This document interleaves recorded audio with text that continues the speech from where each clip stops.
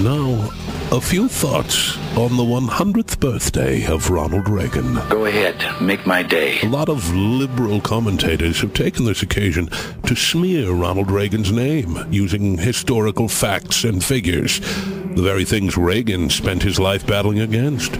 Well, President Reagan always knew the best way to debunk facts is with a myth. With that in mind, here are just a few of the things Ronald Reagan accomplished. Ronald Reagan lowered taxes. Liberal historians like to say he actually raised taxes a total of 11 times. The myths say otherwise. Under Ronald Reagan, every American not only paid no taxes at all, each of them won a brand new 2011 Nissan Pathfinder. Bear in mind, this was during the 1980s. Oh, and also a year's supply of turtle wax, too. I think there was some free rice-a-roni in there, too. Reagan did not triple the federal deficit. In fact, at one point during his term, the U.S. had so much money that 10.8% of Americans quit their jobs. Ronald Reagan kept this country safe. And he did it by wrestling a giant named Lothar, who was devastating the countryside. And Reagan not only killed the giant, he hung the giant's dead head up in the sky, and that's why we have the moon. Yes. And that's not even to mention the other accomplishments of the Gipper, like discovering electricity, digging the Grand Canyon with a soup spoon, or hitting Dwight Clark at the edge of the end zone to take the San Francisco 49ers to the Super Bowl in 1982.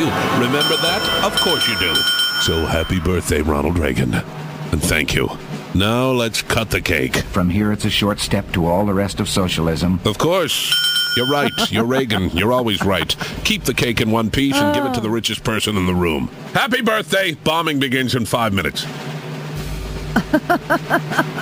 Reagan responded to protest really in basically one way. Obey the rules or get out. I am sick and tired of the argument about whether some effort to enforce law and order is going to escalate anything at all.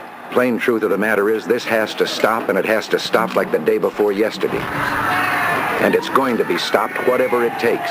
He was ultimately willing to send the National Guard down onto the campuses to crack down on demonstrators. I would like to propose that the issue is that on the campuses, you, who are adults, you who are entrusted with those young people and their guidance, have a responsibility to make it plain to them from the very beginning that you yourselves do not tolerate the kind of conduct that has led to the burning of Wheeler Hall, that has led to 2 murders on the campus of UCLA. You've created an atmosphere on the campus where no one wants to listen. No, you are a liar. Listen to. Now, don't you talk about political speeches. Don't you make a political speech of that kind.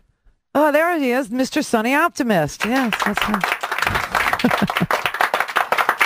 Yes, the myth of Ronald Reagan lives on. He was a man. He was apparently a likable man. His son, Ronald Reagan, will be on the show on Thursday. I just got the book. I started reading it last night. I watched part of the HBO documentary. And frankly, the Sunny Optimist, the myth of Ronald Reagan is in full swing. It's in full because they needed to raise money for the library. That's what they raised like $100 million on that Fox Fest for Reagan for the library. Why does a library need $100 million? I don't know, but it does, and they wanted it, and that's what this was about. But Ronald Reagan was just a man. I know that's very offensive to people, but Ronald Reagan was simply a man. He was a person, a human man who had faults, who actually did do some of the things that, like I said, in today's Republican Party, Ronald Reagan would find absolutely no welcome mat, no entree. Nobody would like him. Nobody would accept him. Nobody would elect him. He could not lead the Tea Party. He could not lead the Tea Party caucus. He could not lead the Republican conservatives. He could not do anything at all in the Republican Party today. He would have to go back to being a Democrat.